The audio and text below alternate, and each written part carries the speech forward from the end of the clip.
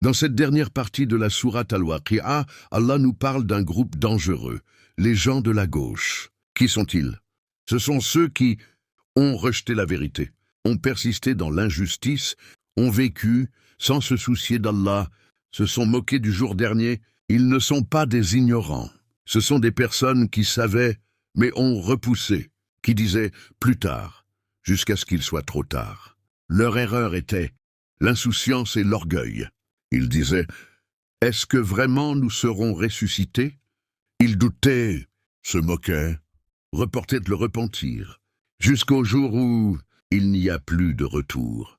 Ils disaient qu'Allah est pardonneur, mais sans repentance, sans retour sincère. Ils ont vécu comme si la mort était loin. Le rappel était exagéré, l'au-delà était incertain. Leur message pour nous est qu'ignorer les rappels n'efface pas la vérité. Cela ne fait que retarder le réveil. Ils sont l'avertissement silencieux. Le temps est un dépôt. La vie n'est pas un jeu. Chaque âme retournera vers Allah. Nous voyons ici qu'Allah ne parle pas seulement de l'au-delà. Il nous parle de nous-mêmes. Chaque jour, chacun de nous choisit son groupe.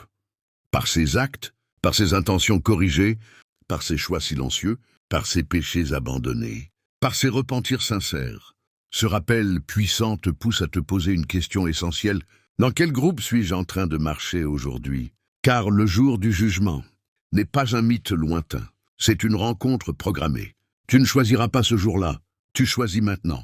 Prions que Allah nous accorde un cœur vivant et nous compte parmi ceux et qui reviennent vers lui avant qu'il ne soit trop tard. Sache que les plus grands perdants ne sont pas ceux qui ont chuté, ce sont ceux qui ont reporté.